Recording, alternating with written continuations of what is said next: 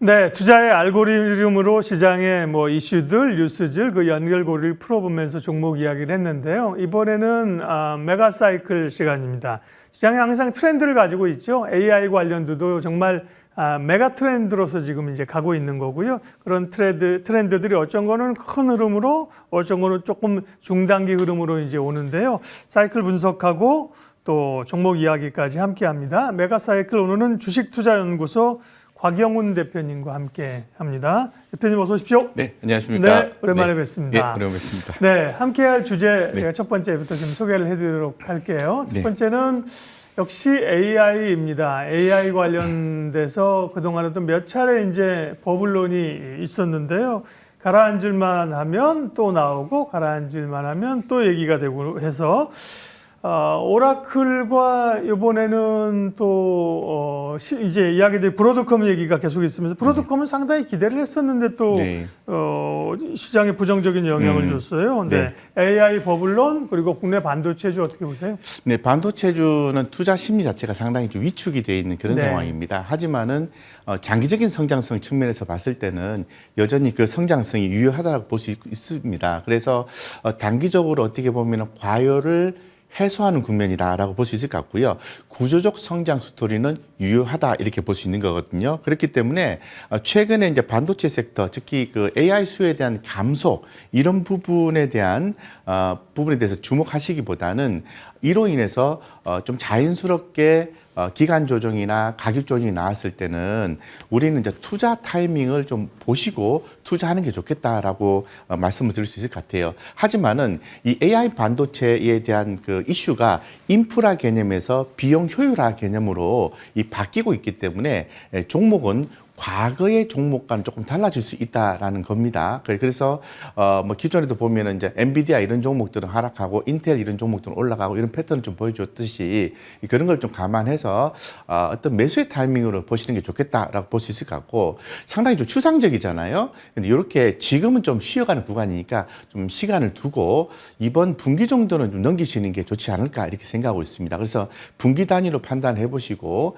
저점 구간마다 추가 매수한다든가 분할 매수한다든가 이런 식의 전략을 취한다면은 뭐 AI 반도체 여전히 성장 가능성이 높다라고 말씀드리겠습니다. 그럼 지금 말씀하신 그런 전략들은 우리 삼성전자나 SK하이닉스나 소위 반도체 투톱에도 적용되는 그런 전략입니까? 예를 들면 뭐 지난주까지만 해도 실적이 엄청나게 4분기에 좋을 거고 내년 실적이 뭐 합산 200조 이렇게 나오다가 어쨌든 간에 또 미국 AI 충격이 있으니까 오늘은 이제 또 낙폭이 크잖아요. 네, 그렇습니다. 그러면 조정시 분할 매수 관점입니까?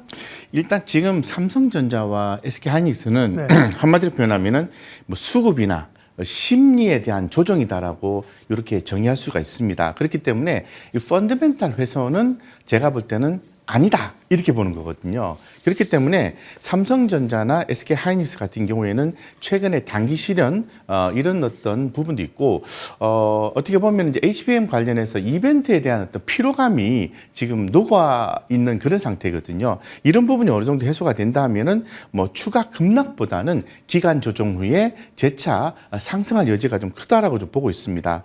그래서 이 HBM 계약 확대 여부에 대한 어떤 포인트를 좀 본다면은 SK하이닉스의 우위는 여전히 유지를 할 필요가 있다. 이렇게 볼 수 있을 것 같고요. 삼성전자 메모리 ASP 가동률 회복 속도라는 측면을 고려했을 때는 삼성전자는 계속 좀 보유하는 전략이 맞다는 거죠. 그러면은 좀 막연하지 않습니까? 우리가 이제 구체적인 어떤 지표를 가지고 봐야 되는데 그거는 외국인과 기관들의 합산 수급으로 했을 때 순매수 기조가 보인다면은 그때부터 추가 매수라든가 신규 매수라든가 재매수라든가 이런 식의 이제 전략으로 보셔야 됩니다. 따라서 지금은 꺾이는 국면은 아니고요.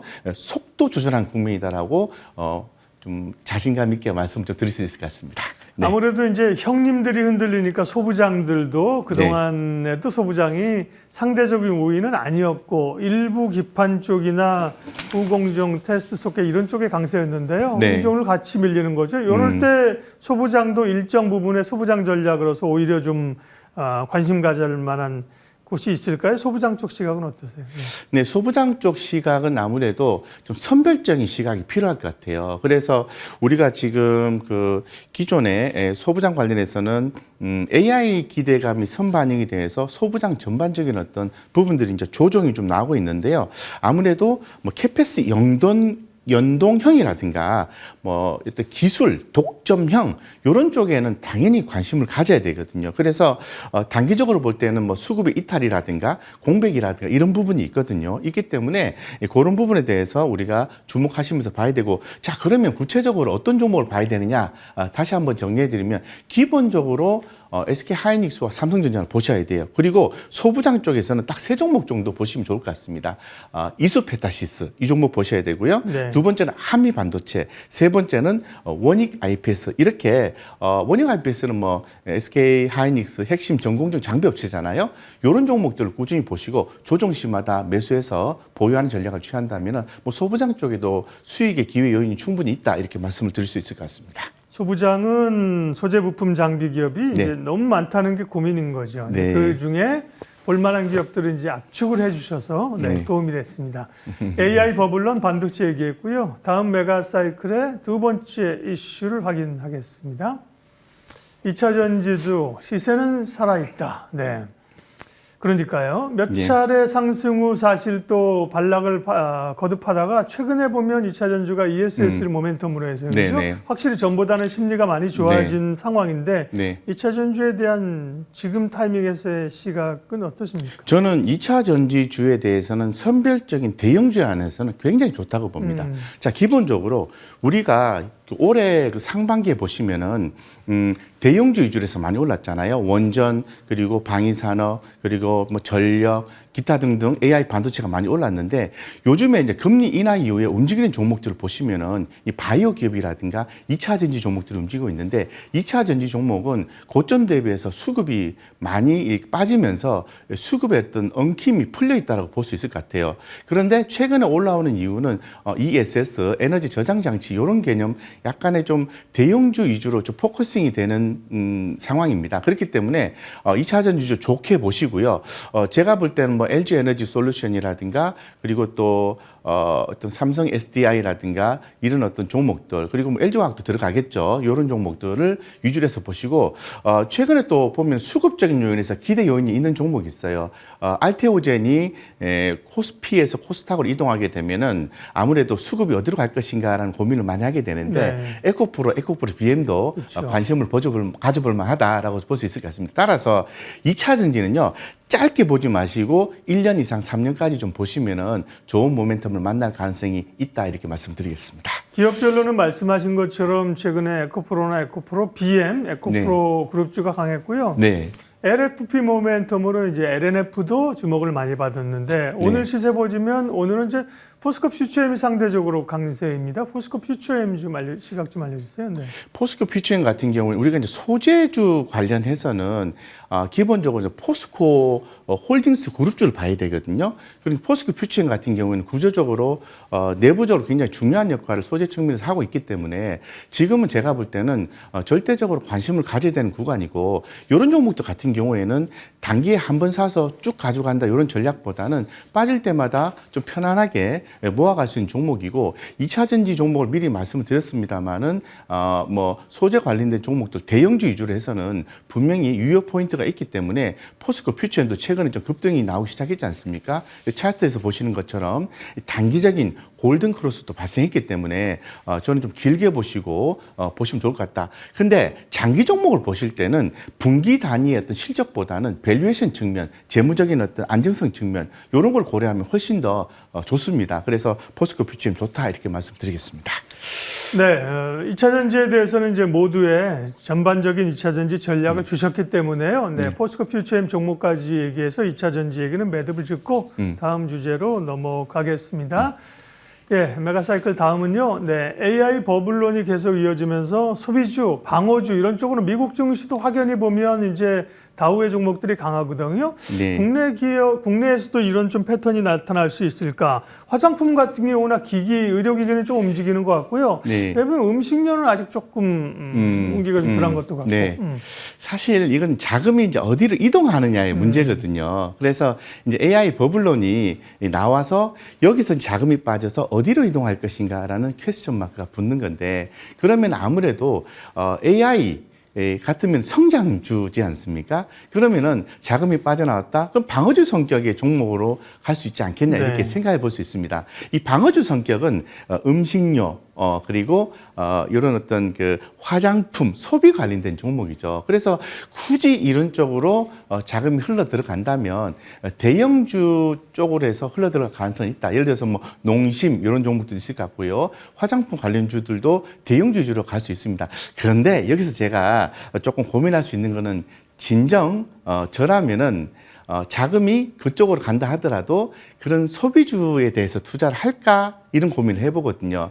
저는 그거보다는 소비주 굳이 포커싱을 한다면 그쪽 종목이지만은, 그거보다는 조금 기다리는 전략을 통해서 AI 성장주를 좀 접근하시는 게 좋겠다, 이렇게 말씀드리겠습니다. 네, 기본적으로 이 성장주 중심으로 가는 게 좋고, 지금은 네. 우리가 방어주 얘기하는 거니까, 그죠? 네, 일정 그렇습니다. 부분 포션이지만, 그죠? 네, 네. 포션을 뭐 100대 0으로 갈 수는 없잖아요, 그죠? 네, 기본적인 그렇습니다. 성장주 AI에 중심을 두고 네. 관심 가질 섹터 가운데 이제 네. 소비주로 보는 거고요. 네. 그러면 그런 관점에서 일정의 포트폴리오 차원에서 조금 더 디테일한 섹터를 물어보면, 네. 화장품주는 사실은 실적이 나쁘지 않았어요. 근데 나쁘지 않습니다. 근데 기대치에 못 미쳤다고 해서 사실은 수급상 던지면서 많이 빠졌다가 네. 조금 고개를 들거든요. 네, 네, 연말이면 또 화장품주 기대감이 네. 있잖아요. 네. 화장품주 시각 또 네. 관심주 알려주시죠. 자, 화장품 주 같은 경우에 변동성이 좀 크잖아요. 그래서 만약에 빠졌을 때 개인 투자자분들은 손절을 많이 고려하시는데, 그러면 또 실패를 하시거든요. 그렇다면 우리가 많이 빠졌다, 좋다, 이렇게 생각하는 거고, 그 다음에 성장성 있느냐라고 물었을 때 성장성 있다라고 얘기할 수 있는 종목을 선정해야 되겠죠. 세 종목 정도 한번 살펴보면은 당연히 코스맥스라는 종목이 들어갑니다. 코스맥스 좋고요. 두 번째는 한국 콜마. 어떤 성장성이 있다라고 보고 있고요. 성장성이 여전히 유효합니다.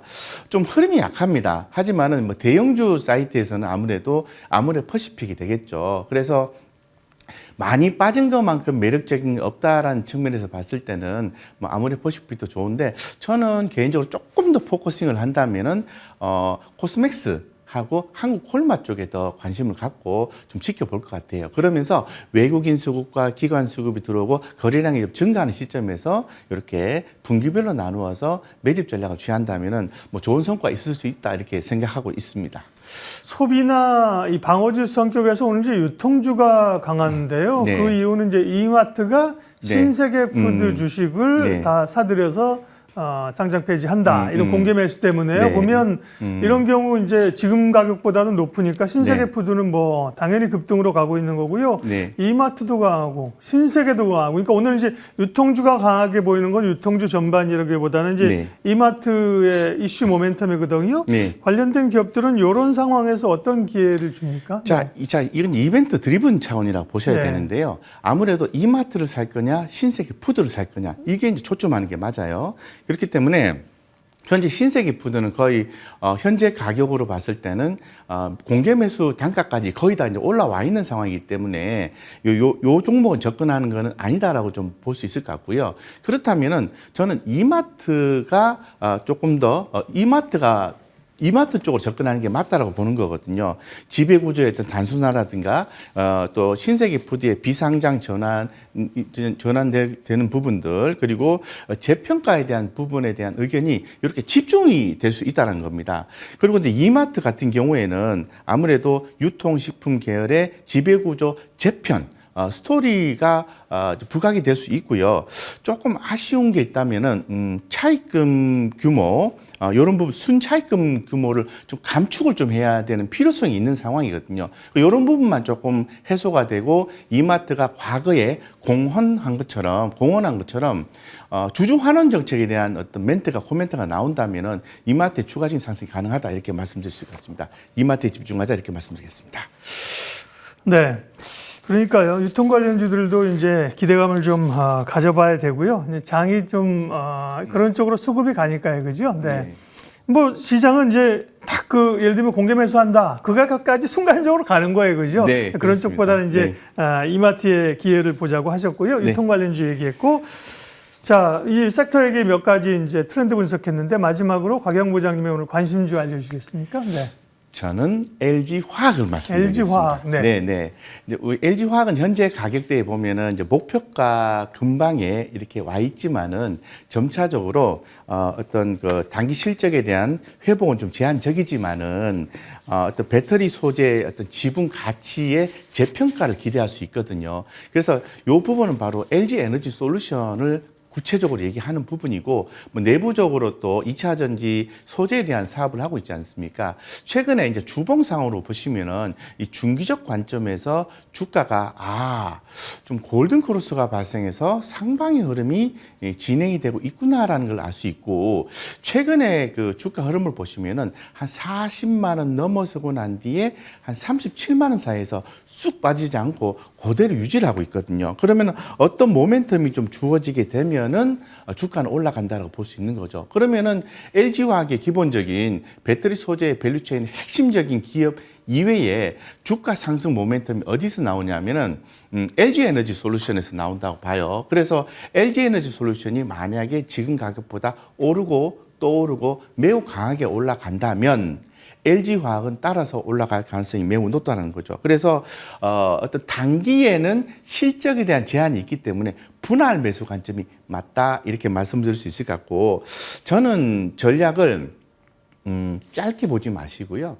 한 1년에서 한 3년 정도로 좀 보시면은 매우 좋은 투자 전략이라고 생각하고 있고, 굳이 짧게 전략을 삼으신다고 하면은 하단을 제한하시는 게 좋을 것 같아요. 그래서 심지어 지금 37만 2,500원 나와 있는데 25만 원이면 한참 밑이잖아요. 25만 원 정도 깨지면 요거는 더 조정이 나올 가능성이 있기 때문에 어떤 25만 원 정도 하단 잡고 나머지 기간과 가격대에서는 분할 매수 적극적으로 하셔도 좋다 이렇게 말씀드리겠습니다. 그래서 목표가가 지금 70만 원으로 제시돼 있어. 제가 잘못된 거 아니냐고 지금 체크해달라 그랬거든요. 지금 네. 현재 주가가 37만 3천 원인데 네, 목표가 70만 원, 이게 맞는 겁니까? 예, 맞습니다. 네. 그 현재 지금 증권가에서 얘기하는 네. 목표가는 47만 5천 원에서 48만 원 정도 수준이거든요.